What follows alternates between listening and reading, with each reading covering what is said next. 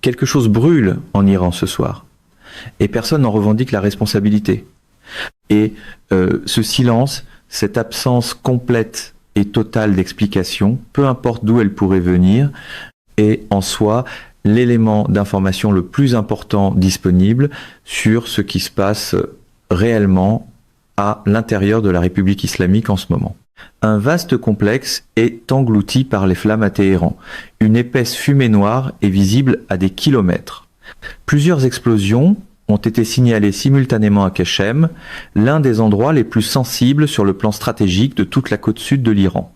Aucun communiqué du gouvernement, aucune explication officielle, aucun groupe ne revendique la responsabilité, seulement du feu, de la fumée et le genre de silence qu'on entend que lorsque ceux qui savent ce qui s'est passé ont des raisons très précises de ne pas le dire. Et voici ce qui rend ce silence si assourdissant en ce 5 mai 2026. Ce n'est pas la première fois, ce n'est pas la deuxième fois, ce n'est même pas près d'être la 10e fois. Avant le début de cette guerre, l'Iran connaissait des explosions mystérieuses dans de grandes installations presque quotidiennement. L'explication du régime était chaque fois la même, des fuites de gaz, des accidents industriels, rien à voir ici. Puis la guerre a commencé et les explosions se sont arrêtées. Puis le cessez-le-feu a été annoncé. Et dès le moment où le cessez-le-feu a commencé, les incendies et les détonations inexpliquées ont recommencé. Ce schéma explosion d'avant-guerre, pause pendant la guerre, reprise pendant le cessez-le-feu n'est pas une coïncidence. Les coïncidences ne suivent pas des calendriers opérationnels. Ce qui brûle à Téhéran ce soir est lié à quelque chose de délibéré, quelque chose de coordonné et quelque chose que les gens qui le mènent ont décidé d'accélérer parce que la fenêtre du cessez-le-feu est le moment optimal. La question de savoir qui est responsable à CIA, les services de renseignement israéliens, l'opposition interne iranienne, ou une combinaison des trois importe moins pour l'instant que la question de ce que cela signifie que cela continue de se produire et que personne ne puisse l'arrêter. Parce que la réponse à cette deuxième question vous en dit plus sur l'état réel de la République islamique en ce 5 mai 2026 que n'importe quelle déclaration officielle de n'importe quel gouvernement n'a réussi à le faire. Permettez-moi de placer précisément le décor opérationnel. Parce que le rythme des développements simultanés au cours des dernières 24 heures a été extraordinaire et la plupart des reportages ont traité chaque élément comme une histoire séparée alors qu'ils sont tous des chapitres du même document. Un complexe brûle à Téhéran, mais son identité et sa fonction n'ont pas été établies publiquement. L'île de Keshem, située à l'entrée, est du détroit d'Ormuz, sert de l'une des zones de préparation opérationnelle maritime les plus critiques du corps des gardiens de la révolution islamique, le CGRI. Elle signale plusieurs explosions d'origine inconnue. Au même moment où ces détonations se produisent sur le sol iranien, des missiles balistiques, des missiles de croisière et des drones iraniens sont dans les airs au-dessus des Émirats arabes unis pour une deuxième journée consécutive. Le ministère de la Défense des Émirats arabes unis a publié une déclaration officielle confirmant que ces systèmes de défense aérienne interceptent activement des missiles balistiques, des missiles de croisière et des menaces de drones provenant d'Iran. Les sons entendus dans différentes zones des Émirats sont les interceptions elles-mêmes. Les batteries de défense aérienne engagent en temps réel des menaces entrantes au-dessus de zones peuplées. Et simultanément, 2 destroyers de la marine américaine qui ont traversé hier le détroit d'Ormuz sous un feu iranien soutenu sont maintenant positionnés profondément à l'intérieur du golfe Persique. Ils ont démontré opérationnellement que des navires de guerre américains peuvent traverser la voie maritime que le CGRI prétend contrôler absolument et survivre à tout ce que le CGRI peut leur lancer. Voilà le tableau du 5 mai. Des incendies d'origine inconnue sur le sol iranien, des missiles iraniens frappant les Émirats arabes unis pour une deuxième journée de suite, des destroyers américains dans le golfe Persique après s'être frayé un chemin à travers le détroit. Et CNN rapporte que les États-Unis et Israël continuent de coordonner activement leurs options en vue d'une possible reprise des opérations de combat complètes. Chacun de ces éléments se produit au même moment Et la question qui les relie tous est celle à laquelle le président du comité des chefs d'état-major interarmés, le général Dan Kane, a répondu sans pleinement réaliser à quel point sa réponse était complète. Maintenant, permettez-moi de vous expliquer ce que Trump, Exet et Kane ont réellement dit au cours des dernières 24 heures, parce que les déclarations provenant du côté américain de cette confrontation accomplissent un travail stratégique plus important que ce que la couverture médiatique a correctement décortiqué. Trump a décrit tout le conflit avec un mot qui aurait dû faire s'arrêter net chaque analyste couvrant cette histoire. Il l'a appelé une escarmouche. Pas une guerre, pas une campagne militaire, pas une confrontation, une escarmouche.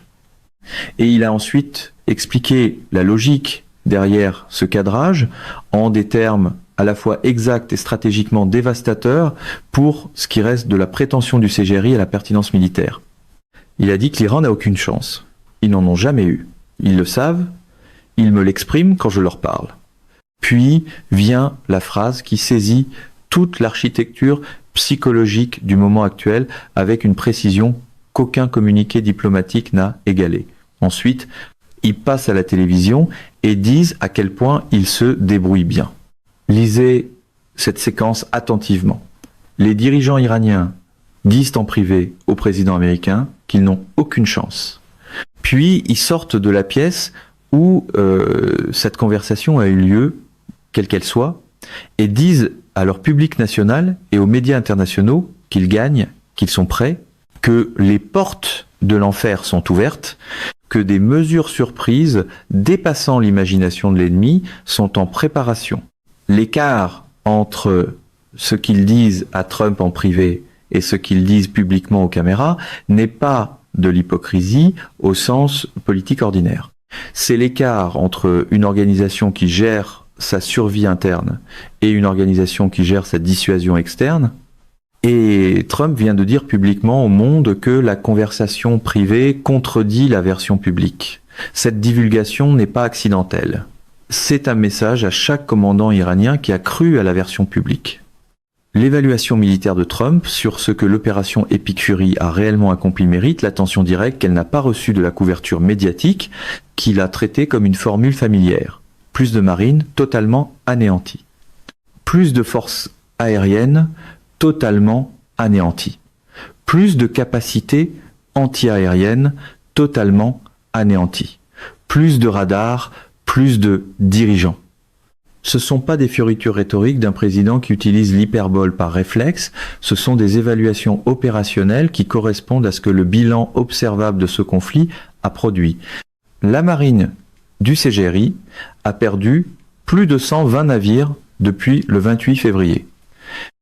L'armée de l'air iranienne n'a pas mené une seule sortie de combat efficace depuis la nuit d'ouverture de l'opération Epic Fury.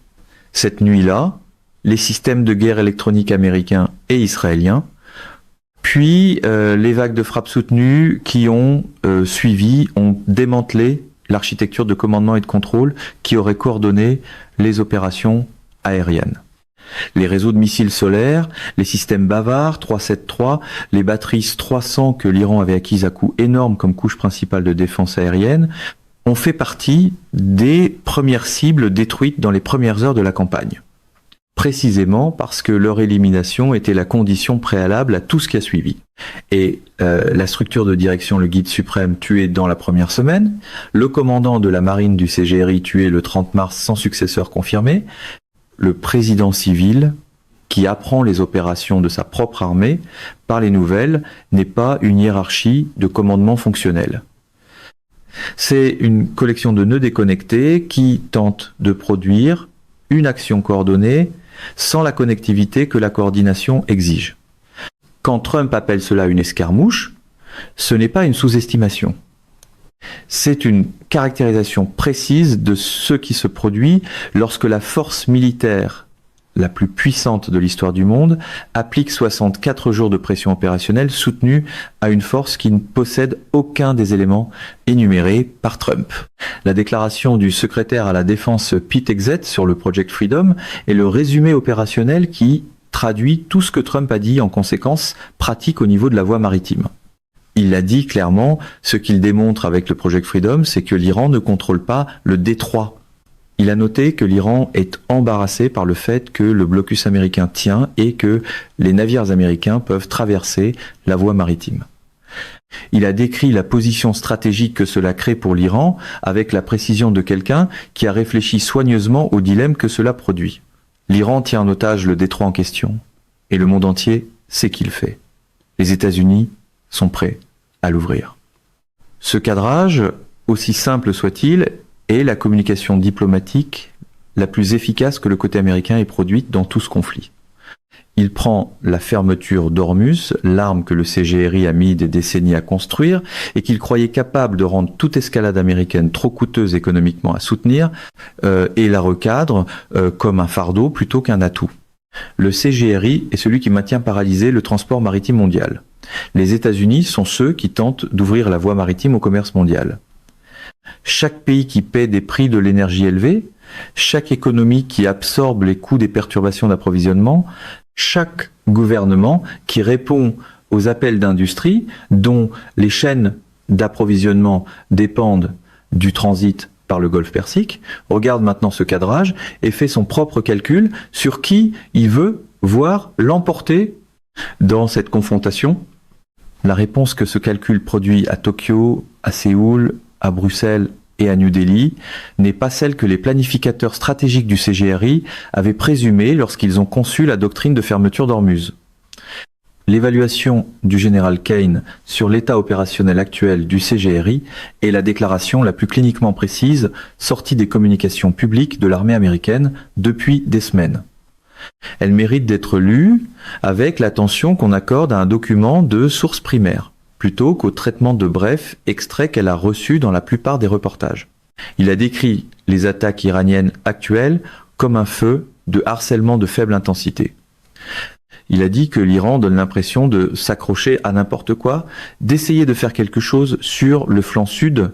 Puis vient la phrase qui devrait se trouver au centre de toute analyse de la situation militaire iranienne en ce 5 mai. Leur structure de commandement et de contrôle demeure très fracturée et ils peinent à maintenir le contrôle vers les échelons inférieurs, à la périphérie. Vers les échelons inférieurs, à la périphérie, cette formule est la description opérationnelle d'une organisation dont le commandement central a perdu la capacité de diriger le comportement de ses unités déployées à l'avant.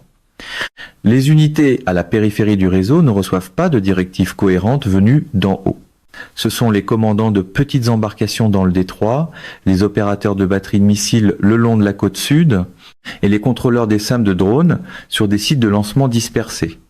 Ils agissent selon des ordres permanents, selon la doctrine, selon ce que décident leurs commandants locaux en l'absence d'orientation claire provenant d'une chaîne de commandement que Kane décrit comme très fracturée.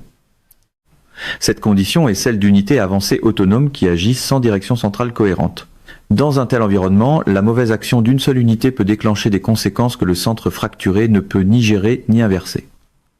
C'est la définition du risque d'escalade accidentelle que les analystes sérieux de ce conflit identifient comme la caractéristique la plus dangereuse de la situation actuelle. Pas une décision iranienne délibérée de reprendre les hostilités complètes. Une unité autonome à la périphérie d'une structure de commandement fracturée fait quelque chose que personne au-dessus d'elle n'a autorisé et l'armée américaine est obligée de répondre d'une façon que le commandement fracturé au-dessus de cette unité ne peut ni contrôler ni désamorcer.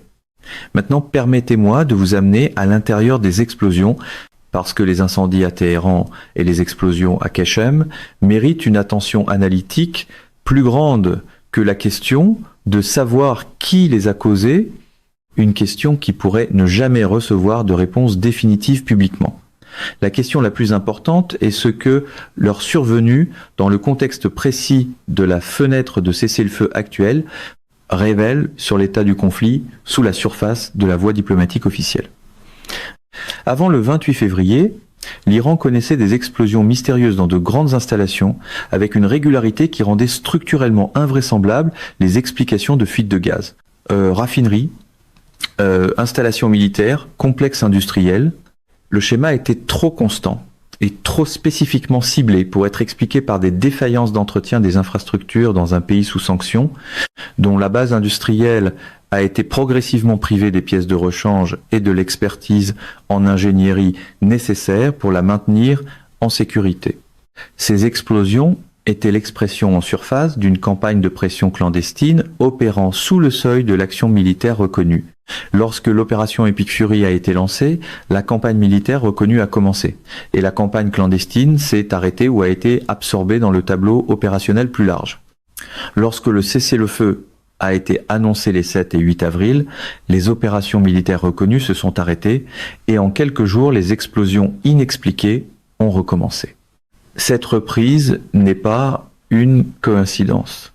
Les campagnes de pression clandestine ne s'arrêtent pas pendant les cessez-le-feu par courtoisie diplomatique lorsque les partis qui les mènent n'ont pas accepté d'inclure les opérations clandestines dans le cadre du cessez-le-feu. Les explosions ont repris parce que le cessez-le-feu s'appliquait aux opérations reconnues et les organisations menant la campagne clandestine ont appliqué un calcul différent à leurs propres activités. Et ces organisations, qu'il s'agisse de la CIA, des services de renseignement israéliens, opérant dans le cadre que CNN confirme comme étant toujours activement coordonnés avec les États-Unis, en vue d'une possible reprise des combats, de l'opposition interne iranienne, avec un soutien logistique extérieur, ou d'une combinaison qui ne cadre parfaitement avec aucune de ces catégories, opère à l'intérieur de l'Iran avec une liberté de mouvement et un accès aux cibles que le CGRI, malgré toutes ses capacités de surveillance intérieure et son infrastructure de sécurité interne, ne peut empêcher. Les explosions de Kesh méritent précisément une attention que la couverture générale des explosions multiples simultanées ne leur a pas accordée. L'île de Keshem n'est pas un endroit aléatoire dans la géographie de ce conflit. Elle se trouve à l'approche du détroit d'Ormuz. Elle a été utilisée par le CGRI comme zone de préparation pour des opérations maritimes tout au long du conflit. C'est l'un des endroits par lesquels le CGRI a tenté de maintenir la capacité opérationnelle maritime qui a survécu aux pertes de 120 navires infligées par la campagne. Plusieurs explosions d'origine inconnue surviennent à Cashmen en même temps qu'une explosion dans un grand complexe à Téhéran. Cela se produit le même jour où des missiles iraniens frappent les Émirats arabes unis pour une deuxième journée consécutive et où des destroyers américains sont positionnés profondément dans le golfe Persique après avoir forcé le transit du détroit. Ce n'est pas une distribution aléatoire d'incidents sans lien, c'est un schéma avec une géométrie, et cette géométrie pointe vers une campagne coordonnée opérant simultanément à plusieurs niveaux, pression militaire reconnue par le blocus naval et la présence de destroyers dans le golfe Persique, opération clandestine active contre l'infrastructure du CGRI sur le sol iranien, et signalement diplomatique soutenu à travers les déclarations publiques de Trump sur ce que l'Iran lui a dit en privé. Les voies multiples ne fonctionnent pas en séquence, elles fonctionnent en parallèle. Et l'effet d'une pression parallèle sur une organisation dont la structure de commandement et de contrôle vient d'être décrite publiquement par Kane comme très fracturée n'est pas additif. Il est multiplicatif. Maintenant, permettez-moi d'aborder directement la campagne de missiles iranienne contre les Émirats arabes unis. Parce que la deuxième journée consécutive d'attaque par missiles balistiques, missiles de croisière et drones, contre des cibles émiriennes exige une évaluation honnête qui dépasse la description opérationnelle des interceptions de défense aérienne. Le ministère de la Défense des Émirats arabes unis a confirmé officiellement les attaques. Les systèmes de défense aérienne émiriens engagent les menaces. Les interceptions se produisent au-dessus de zones peuplées, ce qui signifie que les sons de ces interceptions sont entendus par des millions de résidents des Émirats arabes unis qui vivent maintenant une deuxième journée consécutive d'attaques de missiles provenant d'un pays voisin. Cette réalité, l'expérience civile vécue de missiles balistiques interceptés au-dessus de votre ville pendant 2 jours de suite, produit des conséquences qui dépassent largement le tableau opérationnel militaire. Les Émirats arabes unis ont annoncé l'enseignement en ligne pour les écoles du 5 au 8 mai. Des consignes civiles ont été émises. Le gouvernement d'un pays qui accueille une infrastructure logistique militaire américaine, qui a été l'un des partenaires régionaux les plus importants dans la campagne de pression contre l'Iran, qui a retirer le drapeau de la République islamique de ses espaces civils et l'a remplacé par le symbole préévolutionnaire du régime que Téhéran a renversé, gère maintenant les conséquences civiles d'attaques de missiles iraniennes soutenues sur son territoire. Et la réponse américaine à ces attaques, le positionnement de destroyers dans le golfe Persique, la coordination continue avec Israël sur les options de reprise que CNN a confirmées comme actives et en cours, et la déclaration publique de Trump, selon laquelle il fournit essentiellement des armes au peuple iranien, n'est pas une réponse calibrée pour désamorcer la situation. C'est une réponse calibrée pour compléter un objectif.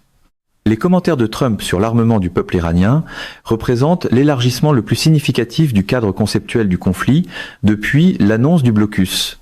Et ils méritent le poids analytique qu'ils n'ont pas encore reçu. Il a dit que si le peuple iranien avait des armes, il riposterait. Il a dit qu'il en est convaincu. Il a dit qu'il est déchiré à ce sujet à cause des 42 000 personnes tuées dans les 2 premières semaines de troubles internes. Puis il a dit quelque chose qui est soit la divulgation présidentielle au présent la plus lourde de conséquences de mémoire récente, soit la déclaration de guerre psychologique la plus précisément calibrée de tout le conflit. Il a dit qu'il pense que des armes parviennent au peuple iranien. Pas que des armes seront envoyées, pas que l'option est à l'étude active. Il pense qu'ils reçoivent des armes. Et cette évaluation, livrée au présent par un président en fonction, remplit 2 fonctions stratégiques simultanées. Si elle est exacte, elle décrit une opération clandestine d'approvisionnement active atteignant des éléments de l'opposition iranienne à l'intérieur du pays, la même opération que le sénateur Lindsey Graham a publiquement défendue par son nom. Si c'est une divulgation calculée conçue pour forcer l'appareil de sécurité interne du CGRI à consommer des ressources et de l'attention organisationnelle en poursuivant une menace dont il ne peut pas évaluer avec précision l'ampleur et l'organisation depuis l'intérieur du blackout informationnel qu'il a imposé à la population iranienne, elle produit le même effet par d'autres moyens. Dans les 2 cas, chaque commandant de la sécurité interne du CGRI en Iran doit maintenant traiter une opposition intérieure potentiellement armée comme une variable opérationnelle réelle, plutôt que comme une menace théorique supprimée. Et les ressources nécessaires pour gérer cette variable dans un pays où les forces de sécurité composent avec des retards de paiement de salaire, un soutien logistique dégradé et une crise financière que le blocus a rendue structurelle plutôt que temporaire, sont des ressources qui doivent venir d'ailleurs dans un budget qui était déjà insuffisant avant le début de la guerre. Le tableau financier sous-jacent à toute cette activité opérationnelle est l'horloge sur laquelle tout le reste est réglé. Et il n'a pas changé son arithmétique fondamentale, peu importe ce que les attaques de missiles contre les Émirats Arabes Unis, les explosions à Téhéran ou les passages de destroyers dans le détroit changent au tableau tactique d'une journée donnée. L'Iran perd environ 240 millions de dollars par jour en revenus directs d'exportation pétrolière à cause du seul blocus naval. Le Fonds monétaire international prévoit une contraction de l'économie iranienne de 1% en 2026, avec une inflation à 68, 9%. Le rial s'est effondré à environ 1,32 millions pour un dollar américain. La fenêtre de 2 semaines que Trump a décrite, avec une précision technique, la fenêtre avant que les réservoirs de stockage de l'île de Kharg atteignent leur capacité physique et que l'horloge géologique commence à compter vers des dommages permanents aux champs pétroliers, et maintenant une fenêtre de 10 jours. C'était une fenêtre de 2 semaines lorsque Trump l'a décrite.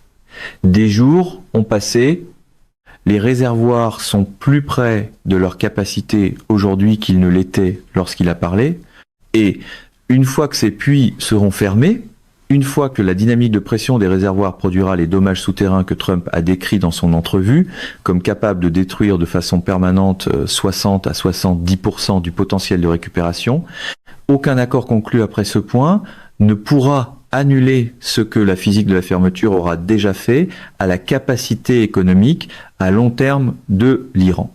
Le fait que le CGRI lance des missiles contre les Émirats Arabes Unis au 2e jour de la violation du cessez-le-feu n'arrête pas cette horloge. Les explosions à Téhéran n'arrêtent pas cette horloge. Les destroyers dans le golfe Persique n'arrêtent pas cette horloge. L'horloge fonctionne selon la physique du stockage pétrolier et de la géologie des réservoirs. Et elle ne s'arrête pas pour les opérations militaires, les négociations diplomatiques ou les interceptions de missiles au-dessus des villes émiriennes. Elle tourne, et elle tourne maintenant. La fracture interne au sein de la structure de commandement iranienne est l'élément qui rend tous les autres éléments plus dangereux et non moins dangereux. Et la description par Keynes de cette fracture comme très fracturée, avec une difficulté à contrôler les échelons inférieurs, doit être placée à côté de ce que nous savons sur ceux qui prennent réellement les décisions en Iran en ce moment. Le guide suprême n'est pas apparu publiquement. Il communique seulement par intermédiaire.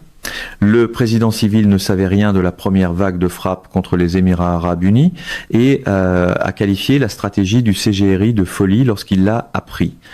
Le ministre des Affaires étrangères mène des négociations au Pakistan, que l'organisation militaire qu'il représente nominalement continue de miner avec des actions opérationnelles qui rendent tout ce qu'il tente de négocier plus difficile à accomplir. La marine du CGRI est sans commandant confirmé depuis le 30 mars. Et la réforme de décentralisation de 2008, qui a distribué l'autonomie opérationnelle à travers 30, et un corps semi-autonome du CGRI, signifie que les unités à la périphérie de ce réseau fracturé possèdent la doctrine, les ordres permanents et l'autorité indépendante pour agir sans attendre des directives qui pourraient ne pas venir de façon cohérente d'en haut. Maintenant, ajoutez à ce tableau structurel la réalité opérationnelle selon laquelle ces unités autonomes à la périphérie tirent encore des missiles, attaquent encore des navires, envoient encore des essaims de drones contre les systèmes de défense aérienne des Émirats arabes unis qui les interceptent au-dessus de villes peuplées pour une deuxième journée consécutive. Et la question à laquelle Keynes a partiellement répondu, mais que le tableau complet rend plus urgente que toute déclaration individuelle ne l'a saisie, et celle-ci, si la structure de commandement et de contrôle est très fracturée et peine à maintenir le contrôle vers les échelons inférieurs à la périphérie, qui a exactement autorisé la deuxième journée de frappe de missiles contre les Émirats arabes unis, était-ce une décision coordonnée prise par ce qui reste du commandement central du CGRI ? Était-ce une décision autonome prise par un commandant régional qui a l'autorité, selon la doctrine décentralisée, d'agir sans autorisation centrale? Ou était-ce la seule chose plus dangereuse que l'une ou l'autre de ces options, une décision prise par un commandant qui croyait suivre des ordres permanents d'un commandement central qui a en réalité perdu la cohérence nécessaire pour émettre des ordres permanents avec une uniformité significative? Parce que ces trois possibilités produisent des évaluations différentes de ce qui vient ensuite. Une décision coordonnée implique une certaine capacité restante de calcul stratégique au centre. Une décision régionale autonome implique que la périphérie mène maintenant la guerre, peu importe ce que dit n'importe quel négociateur à n'importe quelle table. Et un ordre permanent mal compris dans une structure de commandement fracturée implique que la prochaine action du CGRI pourrait surprendre autant la propre direction du CGRI que la première frappe contre les Émirats arabes unis a surpris Pezeshkian. Maintenant, laissez-moi vous montrer pourquoi le positionnement des destroyers dans le golfe Persique est le développement militaire unique le plus significatif sur le plan stratégique des dernières 24 heures, parce que ces implications vont bien au-delà de la démonstration opérationnelle de la capacité de transit du détroit. L'USS Truxtun et l'USS Mason ont traversé le détroit hier sous ce que le CENTCOM a décrit comme un feu iranien soutenu. Ils ont été attaqués simultanément par de petites embarcations, des missiles et des essaims de drones. Les Apaches et les Seahawks ont coulé toutes les petites embarcations. Les systèmes intégrés de défense aérienne à bord des destroyers ont géré les menaces de missiles et de drones, et les navires ont continué d'avancer. Ils ont traversé le détroit, et ils ne se sont pas arrêtés à la sortie. Ils sont allés profondément dans le golfe Persique. Ce positionnement des destroyers américains dans le golfe Persique, du côté iranien du détroit d'Ormuz, change la géométrie de chaque calcul militaire ultérieur dans le théâtre.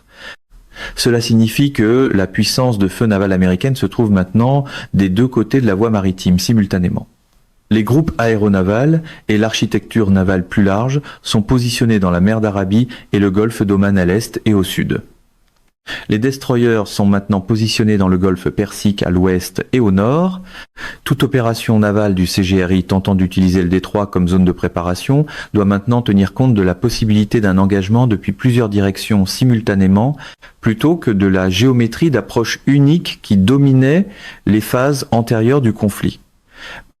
Et la réponse iranienne, au passage des destroyers dans le détroit, au feu soutenu qu'ils ont subi et auquel ils ont survécu, aux embarcations coulées par des Apaches et des Seahawks alors qu'elles tentaient d'exécuter la doctrine des SEM, a été de continuer à tirer des missiles sur les Émirats arabes unis le lendemain. Pas de renforcer le détroit. Pas de positionner des ressources supplémentaires pour contester la présence des destroyers américains dans le golfe Persique. Continuer à tirer sur les Émirats arabes unis. Cette priorité vous dit quelque chose de précis sur le calcul décisionnel actuel du CGRI. Il n'optimise pas pour contrôler le détroit. Il optimise pour démontrer qu'il peut encore imposer des coûts aux partenaires américains, même pendant que des navires de guerre américains opèrent librement dans des eaux que le CGRI prétend contrôler. Le moment du dauphin kamikaze mérite un traitement bref mais sérieux parce qu'il a révélé accidentellement quelque chose de plus important que l'absurdité de la question elle-même. Lorsqu'un journaliste au point de presse du Pentagone a demandé à Exet et Kane au sujet de rapports parlant de mines attachées à des dauphins comme système d'armes, les deux hommes ont ri. Kane a dit qu'ils ne pouvaient ni confirmer ni nier s'ils avaient des dauphins kamikazes. Puis il a dit quelque chose que les rires ont presque occulté. Il a décrit les attaques iraniennes actuelles comme des actions cinétiques de faible niveau. Cette formule, prononcée dans le même point de presse où le CGRI lance des missiles balistiques contre les Émirats arabes unis pour une deuxième journée consécutive, vous dit comment la direction militaire américaine calibre le niveau de menace de tout ce qu'il reste à l'Iran. Action cinétique de faible niveau. La capacité opérationnelle restante du CGRI, après la perte de 120 navires, après le démantèlement des défenses aériennes, après la structure de commandement que Kane a décrite comme très fracturée, est classée au Pentagone comme du harcèlement de faible niveau plutôt que comme une menace militaire significative. La question du dauphin kamikaze était absurde, mais la réponse qu'elle a générée, le rire sincère du secrétaire à la Défense et du président du comité des chefs d'état-major interarmés au sujet de l'état de la capacité militaire iranienne, est l'expression publique la plus honnête de l'évaluation par l'armée américaine de la menace qu'elle gère actuellement. Et cette évaluation, livrée le même jour où des missiles iraniens sont interceptés au-dessus de villes émiriennes, est l'écart qui définit où se situe réellement ce conflit. L'Iran a assez de capacités restantes pour forcer les Émirats arabes unis à passer à l'enseignement en ligne et à exiger des interceptions de défense aérienne au-dessus de zones peuplées. Il n'a pas assez de capacité pour être pris au sérieux comme adversaire militaire par le secrétaire à la Défense et le président du comité des chefs d'état-major interarmés lors d'un point de presse ouvert, Pentagone. Voici le tableau complet que chaque élément du 5 mai produit lorsque vous les placez tous dans le même cadre. Un vaste complexe brûle à Téhéran sans explication officielle et sans revendication de responsabilité. L'île de Keshm, l'une des zones de préparation maritime les plus critiques du CGRI, signale plusieurs explosions d'origine inconnue. Des drones iraniens sont interceptés au-dessus de villes émiriennes pour une deuxième journée consécutive.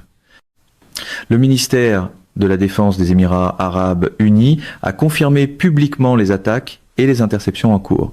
2 destroyers américains sont positionnés profondément dans le golfe Persique après avoir forcé le transit du détroit d'Ormuz sous le feu et survécu.